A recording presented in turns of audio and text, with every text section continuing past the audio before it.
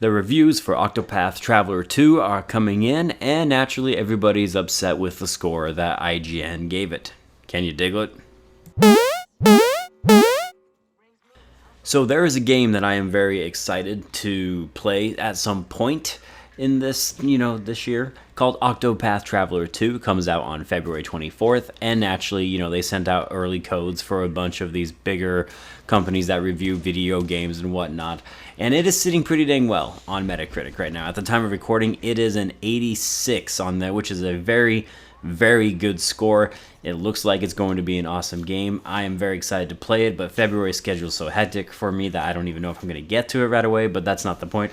The point is that Octopath Traveler 2 is doing really well for itself. The average review scores for this game seem to be between an 8 out of 10 and a 9 out of 10, respectively. That's, why it's an 86. However, IGN had the audacity to review this game and give it a different score, and it is not making people too happy about it. Can you guess what that score is? They chose to give this game, brace yourselves now, a 7 out of 10. That's right, you heard me.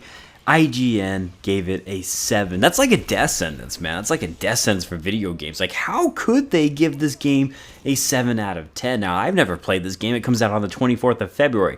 And a lot of people commenting on YouTube have clearly never played this game because they're all already trying to explain why this review is bogus and it's complete and total garbage and you should completely disregard it. Because, I'm certain all of these people on YouTube definitely are basing their judgment on the fact that they have totally played the game and not just basing it off of everyone else's reviews. But I digress. IGN still had the balls to give it a 7 out of 10. They said it was a good game. They basically didn't say it was a great or amazing game. But what I found to be the most interesting thing about this whole thing wasn't IGN's score, okay? A 7 out of 10 just says, hey, it's a good game. They had their concerns. They had their complaints about it. They still thought it was a good game at the end of the day. That's fine. It's a review. It's their opinion. It doesn't really matter that much. You shouldn't care so much. But that's what I found so interesting about this, is just seeing the amount of animosity that this video got from the community. They're acting like a 7 out of 10 is the equivalent of a 3 out of 10. Now, was it the best review? And could they have tried a little bit more to make his points more clearer and get a few things more correct? Absolutely. There was a main character's name, for example, he didn't even say correctly in the review. I am not going to judge him for that, though. There have been plenty of times, even in my reviews, I say something incorrect. I mean, for example, I did a review for a game called Kaze in the Wild Mask. It's actually Kaze in the Wild Mask. I have found that out after I had already done my review and put it up on YouTube, and it's still up there. But yeah, it's called Kaze, not Kaze, and I didn't know.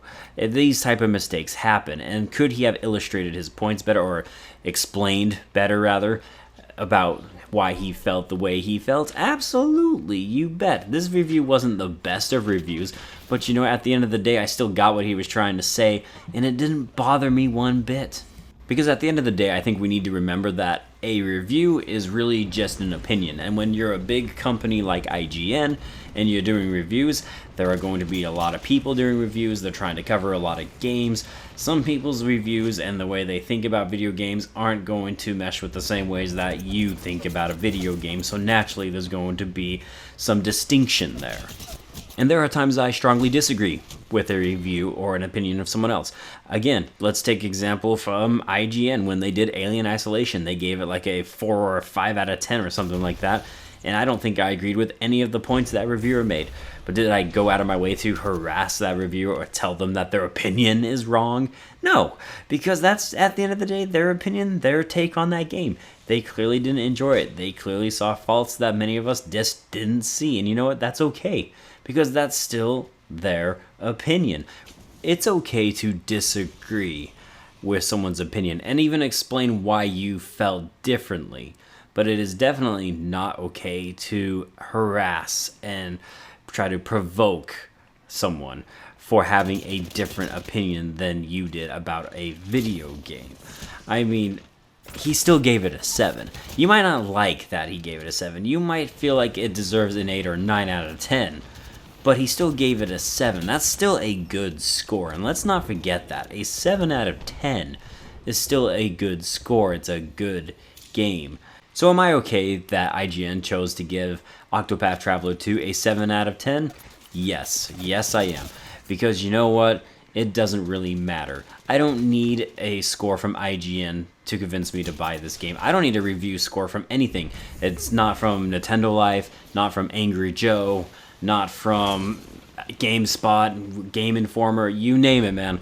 I don't need someone else to tell me what to think of a video game. I don't need to use review scores to try to defend how I feel about a video game that hasn't even released yet. If I'm interested in the game, I'm going to play the game, and I will formulate my own thoughts and opinions and judge it to my own standards and my own merits, because that is what matters at the end of the day. I am Bradley Overrated, out like a trout, and I'll see you on the next one.